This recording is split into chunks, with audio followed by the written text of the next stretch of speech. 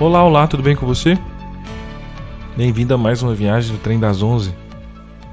Meu nome é Pedro Gustavo e eu serei seu guia. Lembre-se, é uma viagem de trem, então não tenha pressa.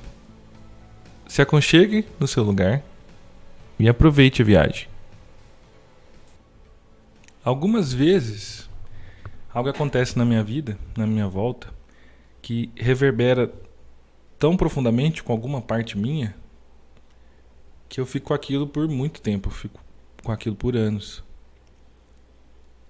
Normalmente se torna história para eu contar depois, porque eu adoro história. E acabo contando em situações tipo essa aqui. Noutras, eu acabo ouvindo alguma frase que eu tenho isso comigo de alguns ensinamentos serem consolidados numa frase, e aquela frase acaba encerrando muita coisa, né? Contendo muita coisa. Então isso acaba sendo tão forte que eu repasso, né? Eu fico com aquela frase e repasso para outras pessoas. Uma dessas vezes, tanto na história, tanto de história quanto de frase, que reverberou, que por algum motivo ficou comigo e eu levo assim por muitos anos, e tenho levado por muitos anos.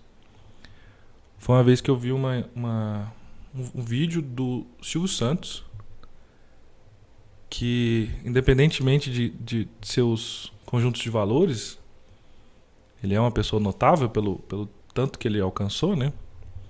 Ele falou assim: o homem brasileiro, desde o faxineiro ao presidente da República, nenhum deles sai de casa dizendo, hoje eu vou errar. Todos saem de casa com a intenção de acertar. Para mim aquilo ficou ressoando, como se fosse um gongo, assim, né? Um sino. Ninguém sai de casa dizendo, hoje eu vou errar.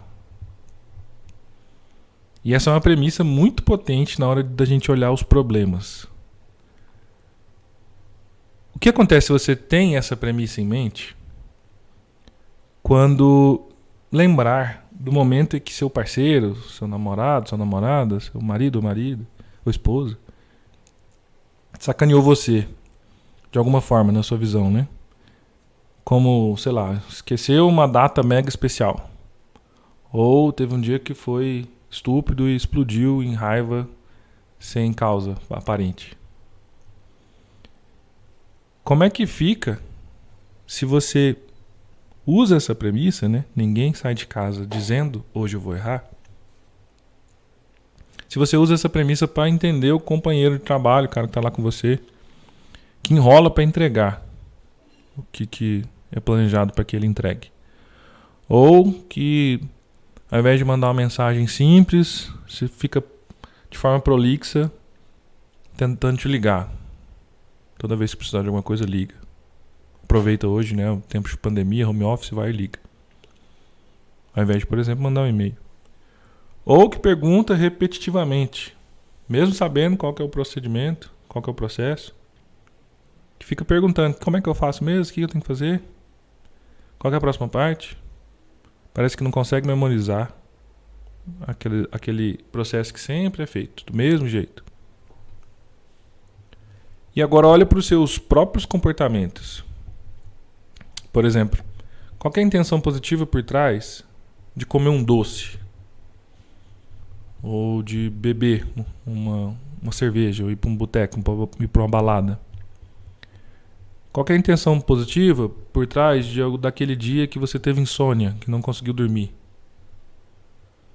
Eu, por exemplo, quando eu decidi gravar esses podcasts, eu publiquei o primeiro no dia anterior eu fui dormir 4 horas da manhã. Super insônia. Qual que é a intenção positiva por trás, né? Qual que é a intenção positiva por trás de hábitos não saudáveis, digamos assim? De fumar, por exemplo. Qual que é a vontade real e profunda de alguém que manifesta visivelmente que você está conversando com ele e percebe com ela, percebe agressividade? Qual que é a mensagem por trás do medo? De alguém sentindo medo de você ou que você percebe de alguém à sua volta. Da raiva ou do ódio. Qualquer mensagem positiva por trás do vazio, da sensação de vazio ou do desânimo. O que tem por trás de cada um desses sentimentos? Se você pudesse fazer um exercício de imaginação aqui comigo, de tentar se conectar com uma intenção positiva possível, supondo que ela exista. Né? É uma premissa que eu estou convidando você a ter. Tem que supor que a intenção positiva existe. Essa noção de intenção positiva, ela é mais filosófica do que científica. A gente não acha ela como quem acha uma regra, tipo lei de Newton, ou uma regra de uma reação química. Ela advém do fato de que sistemas, eles têm um funcionamento curioso, que eles buscam sobreviver. Sobretudo os sistemas vivos, compostos por pessoas ou por elementos vivos, né? Elementos biológicos, um bosque, uma matilha de lobos, alguma coisa assim. Você, sua família, os membros da sua profissão, os torcedores de um time, os moradores de um bairro, a organização onde você trabalha, sua empresa, o Brasil, os países, são sistemas. Ou seja, são conjuntos de elementos que não basta você olhar somente para os elementos que o compõem. A conexão dos elementos é extremamente importante. E às vezes tem mais valor do que você olhar simplesmente para os elementos individualmente. Difere, por exemplo, de um punhado de tijolos. Um punhado de tijolos não é um sistema. É simplesmente um punhado. É uma quantidade de elementos. Agora, todos esses, uma empresa, o Brasil, você com as suas partes do corpo, suas memórias, suas crenças, sua família, tudo isso são sistemas e as conexões, elas têm valor. Às vezes são mais valorosas que você olhar só para os elementos. Então os sistemas eles têm um funcionamento muito doido. Que ele tem uma tendência inata, embutida nele, de que ele tenta se manter em equilíbrio para sobreviver. Então o propósito final de todas as ações, as reações, os comportamentos dentro de um sistema é mantê-lo vivo. Mantê-lo seguindo um propósito, do jeito que ele é, daquele jeito que ele está e o que ele faz. Ok, por um lado é positivíssimo, poderosíssimo buscar essa intenção positiva. Se a gente olha para um elemento do sistema, olhar para trás de alguém, já que quando eu me conecto com essa intenção positiva, ela é positiva por si só, ela busca sobreviver, ela busca realizar, busca fazer. A gente olha para essa intenção positiva e consegue colocá-la em um caminho mais legal, mais útil, mais agradável. Porque por mais bizarro, malvado, louco, imbecil, sem sentido que algum comportamento pareça, ele foi a melhor coisa disponível naquele momento. E se aquela pessoa soubesse de outra forma, fazer de outra forma, ela faria, ela teria feito. Naquele modelo de mundo, naquela consciência, naquele conjunto de conhecimentos, naquele conjunto de memórias e de traumas, naquele conjunto de ferramentas que ela tinha ali à mão, foi a melhor coisa que ela conseguiu fazer, que aquela pessoa conseguiu fazer. Se a gente olha desse jeito, se conectando na intenção positiva, dá para descobrir que, por exemplo, uma agressão, na verdade a intenção da agressão é proteção. A intenção do medo, por exemplo, pode permitir que a gente tenha formas assertivas de se proteger. Porque a vontade era se proteger, o medo é para alertar, né? Então dá para se eu me conectar a essa intenção positiva, dá para eu tomar decisões assertivas para me proteger. Dá para eu ir um pouco mais. Posso planejar o futuro, por exemplo. A raiva, se a gente se conecta à intenção positiva da raiva, ela pode me ajudar a ter ações concretas, a ter força, a ter bons limites, né? Falar para me proteger, para falar, vem até aqui, você não pode passar disso, eu não gosto que isso seja feito. O ódio, de forma parecida com a raiva, também pode motivar alguém a agir. A gente está, sei lá, numa situação tensa, abusiva, aquele ódio pode ser que na hora de explodir, na hora que a gente explodiu, na verdade é uma vontade interna, bem lá no fundo, de querer sair daquilo, parar com aquilo, fazer diferente. Às vezes, por exemplo, um ódio pode ser uma vontade de parar de brigar. Resistir à mudança pode ser um desejo de que algo no passado seja honrado, lembrado, acolhido, alguma pessoa seja vista, talvez tenha sido ignorada. Então, essa resistência à mudança é para lembrar que aquela pessoa se esforçou, deu conta. Então, valorizá-la poderia aliviar o medo de mudança e fazer coisas novas, para a gente ir adiante. Se você reconhece essa intenção positiva, lindo, maravilhoso, gruda nela. Investigue e gruda nela. Conecte-se de verdade com ela. Talvez dê uma polida, pega aquela intenção positiva, assim, dá uma polidinha, passa uma escova, passa um óleo de peroba para ficar brilhando. Joia. Mas fique com ela. Mude somente a forma que ela se manifestou, que às vezes não é a melhor. Às vezes ela gera um mal-estar, às vezes ela acaba sendo mais destrutiva do que construtiva. Dê novas ações. Permita-se crescer para você fazer diferente. Por isso que é legal fazer um planejamento que vá se adaptando com o tempo, vai evoluindo com o tempo. Você olha primeiro o que foi feito, gruda na intenção positiva. Aí na segunda vez que essa intenção positiva manifestar, você vai ter uma chance de fazer diferente. Mas, agora, vem cá, vamos pensar um negócio.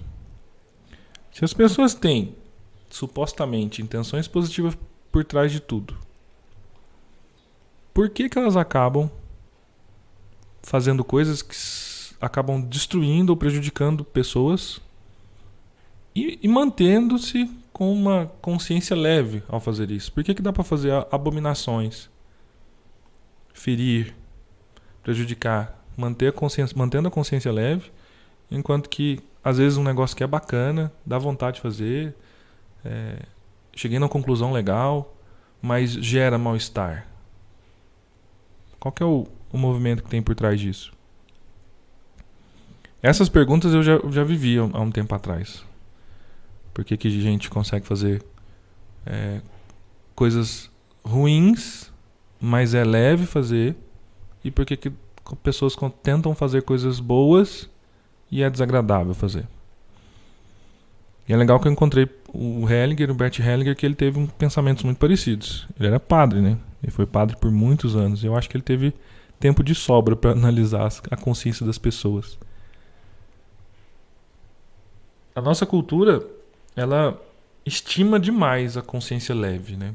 Como se a gente precisasse dessa consciência para tomar decisão. A gente fala muito, né? Faça as coisas que te deixam com consciência leve. Mas ignora o fato que, em nome dela, dá para prejudicar os outros sem sentir remorso nenhum. Com os anos, o Hellinger notou essa consciência, viu o funcionamento dela e viu que ela funciona tipo um instinto. Equivale, por exemplo, à sensação de equilíbrio. Se você, por algum motivo, é virado de ponta cabeça, você fica torto, você está lá na piscina e vê que você está, sei lá, de uma forma que não é a ereta, em pé, você sente isso.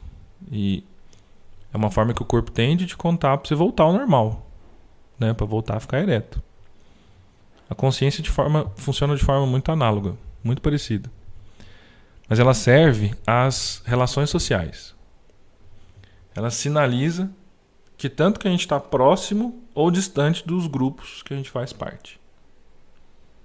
Nessa dimensão pessoal, assim, eu comigo, isso é experimentado como a consciência leve ou pesada, consciência boa ou consciência má. A gente se sente bem quando está com consciência leve e mal quando está com a consciência pesada. E o que acontece para surgir uma ou outra? A consciência leve surge quando a gente age, pensa, sente, tem comportamentos, tem hábitos, de acordo com os pensamentos, com as regras e exigências das pessoas ou grupos com os quais a gente se conecta. A consciência pessoal, assim, ela se serve para o pertencimento. É uma sinalização para falar que eu pertenço. E quando eu pertenço, eu me sinto bem, me sinto leve. É bom estar ali. Eu estou conectado ao grupo. E provavelmente, quando tem essa conexão, nada vai acontecer de forma repentina para que essas pessoas me abandonem, né? Me joguem longe ou me excluam. Então, a consciência leve é uma sinalização que a gente faz parte. Já a consciência pesada, ela surge quando a gente age, pensa, sente de forma diferente aos grupos que a gente deseja se conectar. E, frequentemente, a gente precisa se conectar. A consciência, então, ela vela, ela nos sinaliza para que a gente fique conectado a esses grupos. A um grupo específico, por exemplo. Ao trabalho onde eu estou, na minha família. Ela sinaliza o perigo que, porventura, a gente possa correr quando a gente não está em consonância com as leis, né, com o que vale a pena, com as coisas que são valorizadas dentro desse sistema. Então, a consciência pesada é, na verdade, o medo da gente ser excluído.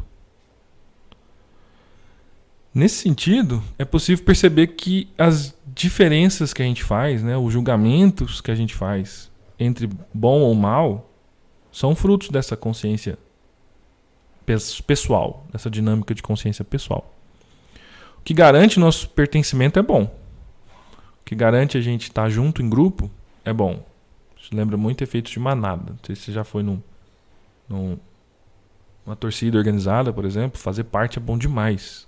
Compartilhar com os outros é bom demais. Gera um negócio bom, gera sensações boas. Enquanto isso, a sensação ruim, o que é sentido como mal, fala que a gente está se separando. Porém, o que é sentido como mal, ele é mais forte. Porque está intimamente ligado com a sobrevivência. Se eu não estou junto com um grupo, tem chance desse grupo me abandonar. Então, pensa num trabalho. Se eu não meio que obedeço às regras do grupo, pode ser que eu seja demitido. Pensa num relacionamento. Se eu não obedeço um relacionamento, pode ser que alguém termine comigo. Ou que um amigo pare de falar comigo. E no passado, na nossa evolução biológica, isso significava morte. Que a gente não tem garras, não tem músculo, não tem presas, não corre, não sabe correr. Então, com o passar dos anos, os medrosos e os conectados às pessoas, eles sobreviveram, então perpetuaram os genes, né? Enquanto que os mais corajosos e os mais desconectados das pessoas morreram, porque ficar sozinho no passado era morrer. Era ser bocanhado por um leão. Era comer fruto ruim, fruto podre, fruto venenoso. Então a gente foi valorizando conectar-se a grupos. E esse sentimento, essa consciência, ela sinaliza se a gente está bem conectado ao grupo, se a gente está mal desconectado ao grupo. Qual que é o problema de guiar as atitudes, os comportamentos, planejamento, pensamento, regras de viver, o que eu preciso fazer para a vida? Qual que é o problema de a gente ficar pautando somente nas consciências leve ou pesada? A consciência pessoal, essa consciência que serve como o equilíbrio, ela está a serviço a um grupo. Ela sempre está ligada a um grupo. Então ela é limitada. Tem muito amor envolvido. É um amor que nos conecta a esse grupo, mas é um amor limitado. Ela exclui outras pessoas que não pertencem a esse grupo. Então, além dela unir, fazer com que a gente se una, ela separa. Além da gente amar quem a gente está junto, ela rejeita outras pessoas. Então, essa consciência é particularmente importante quando a gente é criança. Ela assegura e possibilita a nossa sobrevivência. Por outro lado, ela gera um risco da gente assumir como nosso problemas do grupo. Algo aconteceu com, sei lá, com um ancião do grupo, alguém foi injustiçado, aí eu compro aquela briga junto. Então, nos ajuda ou nos provoca que a gente toma decisões, às vezes não tão boas, se a gente olhar com razão, olhar o sistema onde a gente está incluído, os diferentes elementos que envolvem. Eu acabo só me pautando em bom ou mal e tendo assim uma visão parcial do que está acontecendo. Então, qual que é o sentido de buscar entender o funcionamento dessa consciência pessoal? Para que serve olhar os momentos vividos como bons ou maus? Porque se pautar só nisso é ainda viver como criança. A gente está infantilizado. A criança que divide o mundo em bom ou mal, homem ou mulher, sim ou não, pode ou não pode, se tornar adulto é ir além disso. É exercitar a visão de que o mundo é complexo. É o motivo de que esse podcast existe. O mundo é complexo. Os problemas geralmente envolvem inúmeros elementos. E são pessoas, partes do corpo, quando a gente fala de saúde, por exemplo. Sonhos pessoais e expectativas, quando a gente fala de muita gente. Profissionais e áreas de conhecimentos diferentes. E isso traz inúmeras perspectivas. Que se a gente fica como criança, julgando tudo como bom ou mal, como certo ou errado, essas perspectivas a gente perde a chance de vesti-las e olhar o que cada uma tem de bom, a complementar o problema total, digamos assim. A gente fica só arranhando a superfície enquanto está julgando lá como bom ou mal. O esforço que a gente tem, o cérebro faz esse esforço natural de tentar simplificar, falar assim, não, isso é bom, isso é mal, porque economiza energia. A gente foi treinado por toda a história do Homo sapiens a fazer isso. Tomar consciência desse funcionamento é usar um esforço para ampliar o olhar. Esse tipo de julgamento, ele é como boias. Salva do afogamento? Salva. Ele é ótimo para tomar decisão rápida, emergencial. Mas impede, como boia, de mergulhar mais profundamente. Seja no processo do seu autoconhecimento, no seu processo evolutivo, para você se tornar uma pessoa melhor, mais saudável, mais feliz, mais preenchida. Na solução de algum problema cabeludo, na organização das pessoas de um sistema, na liderança, no manejar das expectativas de todo mundo. Se alguém tem uma intenção forte, positiva, tem vontade de acertar, quer o bem, isso é suficiente para conseguir? Não. Isso é ingenuidade. E não existe pessoa mais destrutiva que o incompetente bem intencionado. Se alguém sabe como fazer, conhece os meandros, veste as carapuças de todo mundo que está envolvido, ou faz um esforço para isso, conhece os processos, sabe que botão apertar consegue resultados, mesmo se tiver uma má vontade ou uma postura ruim, sim, consegue. Então, a ordem, olhar os envolvidos é muito melhor, tem muito mais força do que a boa intenção, esse julgamento de bom ou mal. Tenha boas intenções, tenha sonhos, tenha esperanças, tenha fé, mas saiba também como colocar isso em prática, como transformar isso em ordem. Busque sempre ampliar o olhar, sobretudo para ver essas conexões. A ordem não está somente em conhecimento técnico, vale lembrar isso. A ordem que eu estou falando aqui está em perceber as regras que valem naquele sistema, naqueles elementos envolvidos. E isso inclui conhecer as pessoas que os compõem, as relações entre elas, vestir seus sapatos para entender o que elas veem, o que elas desejam, o que elas defendem, o que elas sabem. Não é pela negação e pela simplificação que isso vai ser possível, mas só por essa compreensão. Essa foi mais uma viagem do Trem das 11. Obrigado pela preferência. Se você tiver curtido a viagem, compartilhe com quem você conhece, para que também possa curtir o que foi encontrado aqui. Se alguma coisa que eu te falei gerou dúvida, crítica, ou você tem alguma solicitação, algum pedido de assunto, você pode me encontrar no Instagram, no perfil @pedrogustavo.com.br ou enviar um e-mail para pedrogsribeiro@gmail.com. Um grande abraço e até a próxima.